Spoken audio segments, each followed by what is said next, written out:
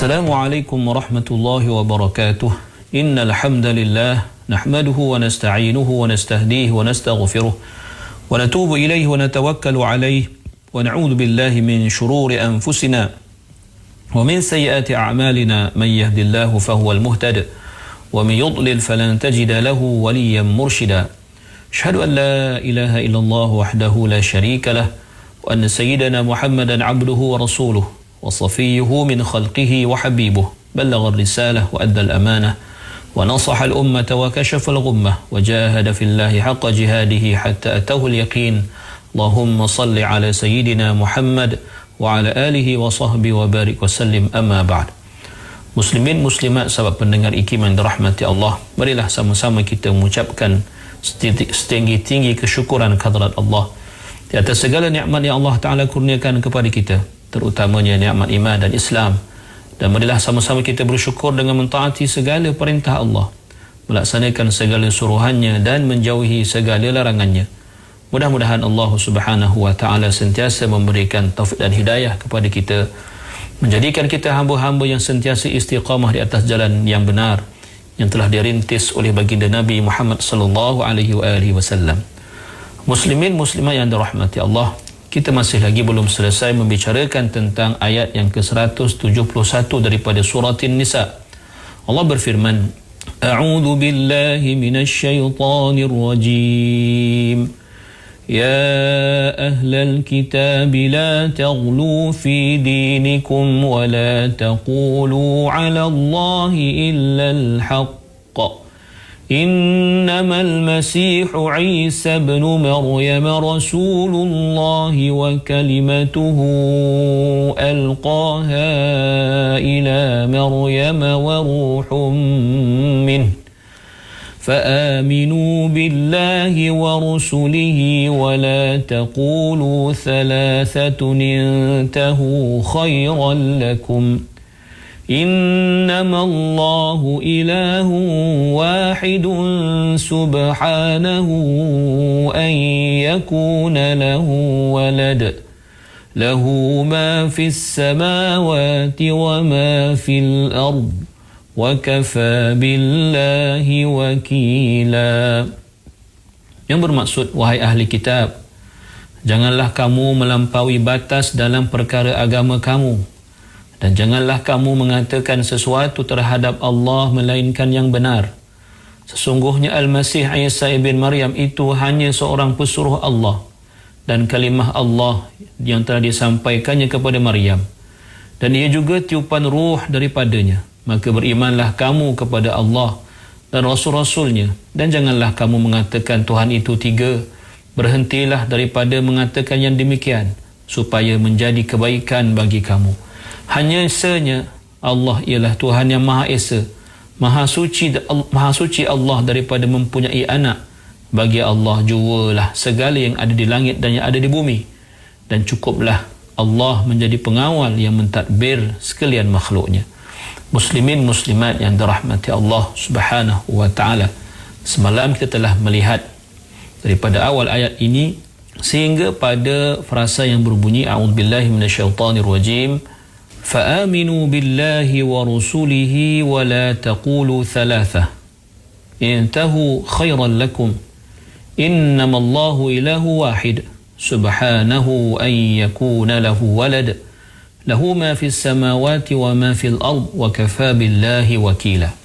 Maka di dalam ayat atau dalam frasa ini Allah mulakan dengan kataan fa'aminu, lalu berimanlah kamu, iaitu di sana ada sesuatu yang muqaddar atau sesuatu yang tersirat, iaitu sekiranya yang demikian itu adalah perkara yang benar tentang Nabi Isa AS yang telah Allah jelaskan dalam ayat ini, bahawa Nabi Isa itu ialah Rasul, hamba Allah, Rasulnya, kalimahnya dan ruh daripadanya. Fa'aminu billah, maka dengan itu berimanlah kamu wahai sekalian ahlul kitab, khususnya golongan Nasara, terhadap baginda, iaitu terhadap Allah Subhanahu wa Ta'ala, dengan keimanan yang sebenar, dengan mengesakan Allah, dengan mentauhidkan Allah Subhanahu wa Ta'ala dalam ibadah kamu, dan berimanlah kamu juga kepada segala rasul atau semua rasul yang diutuskan oleh Allah tanpa membeza-bezakan di antara mereka, tanpa sikap melampau dalam sesiapa pun dalam kalangan mereka, dengan kamu mengeluarkannya atau memisahkannya daripada tabiatnya dan daripada kerja dan tugasnya sebagai rasul. Lalu Allah mengatakan wala taqulu thalatha. Allah melarang ahlul kitab daripada menyatakan atau menuturkan kata-kata yang batil, iaitu jangan kamu katakan bahawa Tuhan itu ada 3 atau yang disembah itu ada 3. Maka itu adalah suatu yang melampau dan tidak sewajarnya keluar daripada mulut kamu, yang boleh mendatangkan syirik kepada Allah Subhanahu wa ta'ala. Lalu jika kita bertanya kepada golongan Nasara tentang maksud thalathah ini, maka mereka akan mengatakan adanya Tuhan Ayah, adanya Tuhan Anak dan juga adanya Ruhul Qudus, 3 dalam 1 atau dipanggil sebagai pegangan Trinity.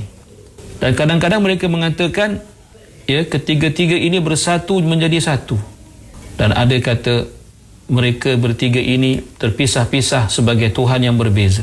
Dan pelbagai dakwaan yang cuba mereka cipta oleh golongan Nasara ini, yang cuba mereka cipta oleh mereka untuk menyatakan sesuatu yang tidak benar tentang Allah Subhanahu wa ta'ala.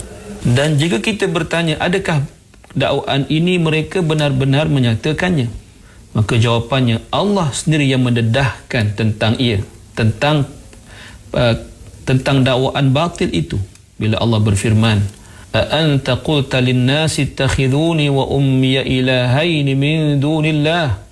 Apabila Allah sendiri bertanya kepada Nabi Isa alaihi salam, dan disebut dalam Al-Quran dalam suratul Maidah ayat yang ke-116 yang berbunyi a'udzubillahi minasyaitonir rajim وَإِذْ قَالَ اللَّهُ يَا عِيسَى ابْنَ مَرْيَمَ أَأَنْتَ قُلْتَ لِلنَّاسِ اتَّخِذُونِي وَأُمِّيَ إِلَٰهَيْنِ مِنْ دُونِ اللَّهِ قَالَ سُبْحَانَكَ مَا يَكُونُ لِي أَنْ أَقُولَ مَا لَيْسَ لِي بِحَقٍّ إِنْ كُنْتُ قُلْتُهُ فَقَدْ عَلِمْتَهُ تعلم ما في نفسي ولا أعلم ما في نفسك إنك أنت علام الغيوب. Yang bermaksud, dan ingatlah ketika Allah berfirman, wahai Isa ibn Maryam, engkaukah yang berkata, ataupun adakah engkau pernah berkata kepada manusia, jadikanlah aku dan ibuku 2 Tuhan selain dari Allah? Nabi Isa menjawab, maha suci engkau wahai Allah, Tidaklah layak bagiku mengatakan sesuatu yang aku tidak berhak menyatakannya. Jika aku ada mengatakannya, maka tentulah engkau telah mengetahuinya. Engkau mengetahui apa yang ada pada diriku, sedang aku tidak mengetahui apa yang ada pada dirimu. Kerana sesungguhnya engkau jugalah yang maha mengetahui perkara-perkara yang ghaib. Muslimin muslimat yang dirahmati Allah, jelas sejelas-jelasnya dalam ayat ini Allah membuktikan betapa Nabi Isa tidak pernah bertanggungjawab terhadap pegangan atau akidah sesat yang menjadi pegangan golongan Nasara, yang menjadikan baginda sebagai Tuhan, sebagai anak Tuhan dan sebagainya. Dan kesemua itu yang diceritakan dalam Al-Quran ini membebaskan Nabi Isa daripada tuduhan tersebut atau daripada kejahatan tersebut. Muslimin muslimat yang dirahmati Allah, seterusnya Allah berfirman, intahu khairan lakum, suatu perintah kepada mereka agar mereka berhenti dalam mengatakan hal yang batil tersebut. Berhentilah kamu wahai ahlul kitab, berhentilah kamu wahai Nasara daripada apa yang kamu lakukan, apa yang kamu katakan, daripada kesesatan yang sedang kamu berada di dalamnya wahai ahlul kitab. Dan tinggalkanlah pegangan Trinity itu. Jangan kamu lakukan itu, kerana jika kamu berhenti daripadanya, ia adalah khairal lakum, terlebih baik bagi kamu. Dengan kamu hanya beribadah menyembah hanya kepada Allah Subhanahu wa ta'ala, kamu akan keluar daripada kesesatan dan kegelapan syirik kepada nur dan cahaya ketuhanan dan cahaya tauhid kepada Allah Subhanahu wa taala. Allah menyambung lagi, innamallahu ilahu wahid. Hanya senya Allah Subhanahu wa taala itu Tuhan yang esa. Tidak ada yang berhak disembah melainkan Allah yang esa. Allah yang maha berkuasa, Allah yang mencipta segala-galanya, Allah yang mentakdir dan mentadbir segala-galanya. Subhanahu an yakuna lahu walad. Maha suci Allah daripada sifat-sifat makhluk, dan kejilah kepada orang-orang yang menyifatkan Allah dengan sifat-sifat yang tidak selayaknya bagi Allah. Maha suci Allah. Maha suci Allah daripada segala-galanya, termasuklah maha suci Allah daripada mempunyai seorang anak. Kerana kebapaan itu dan menjadi bapa atau menjadi anak itu adalah sifat-sifat makhluk, sedangkan Allah maha suci daripada sifat-sifat makhluk. Kerana Allah itu laisa kamitslihi syai' wa huwas samiul basir. Dalam surah Asy-Syura yang ke-11 yang bermaksud tidak ada sesuatu pun yang seumpama Allah Subhanahu wa taala. Allah itu maha mendengar lagi maha melihat. Dan lalu Allah menyambung lagi, lahu ma fis samawati wa ma fil ard. Bagi Allah itu apa yang ada di langit dan apa juga yang ada di bumi. Untuk menyatakan betapa hebatnya Allah sebagai Tuhan yang tidak selayaknya untuk disamakan dengan makhluk, yang tidak layak untuk diberikan sifat-sifat makhluk, apatah lagi tidak layak untuk disembah bersama-samanya makhluk. Kerana Allah itu lahu ma fis samawati wal ard. Allah lah Tuan punya segala di langit dan di bumi. Allah yang memiliki segala-galanya. Semuanya milik Allah Subhanahu wa taala. Muslimin muslimat yang dirahmati Allah, sebagai tambahan ada sesuatu yang menarik pada frasa ini. Jika tuan-tuan dan puan melihat pada mushaf, ya, tuan-tuan akan dapat lihat ada tanda mim kecil, ya, selepas atau di atas perkataan walad itu. Subhanahu ay yakuna lahu walad, ada tanda mim kecil. Kemudian selepas itu lahu ma fis samawati wa ma fil ard. Penandaan mim kecil ini yang dikatakan sebagai, diistilahkan sebagai waqaf lazim. Lazim di sini bukan bermaksud biasa seperti dalam bahasa kita, perkara yang lazim, perkara yang biasa, tetapi lazim di sini bermaksud wajib. Wajib kita waqaf pada perkataan walad. Dan jika kita sambung perkataan walad itu dengan yang selepasnya, maka dia akan mencacatkan makna. Bagaimana boleh mencacatkan mana? Cuba kita lihat. Ya, subhanahu ay yakuna lahu waladun lahu ma fis samawati wa ma fil ard. Bermaksud maha suci Allah maha suci Allah daripada baginya. Maksudnya maha suci Allah daripada dikatakan bagi Allah itu ada anak. Perkataan walad itu bermaksud ada anak. Bila kita sambung lahu ma fis samawati wa ma fil ard, maka lahu yang bermaksud baginya, ganti nama baginya, nya itu akan kembali kepada walad jika kita tidak waqaf pada kalimah walad. Tetapi bila kita waqaf pada kalimah walad, maka kalimah lahu itu menjadi satu ayat yang baru, dan ia merujuk kepada Allah Subhanahu wa taala. Maka barulah betul maksud ayat ini atau frasa ini.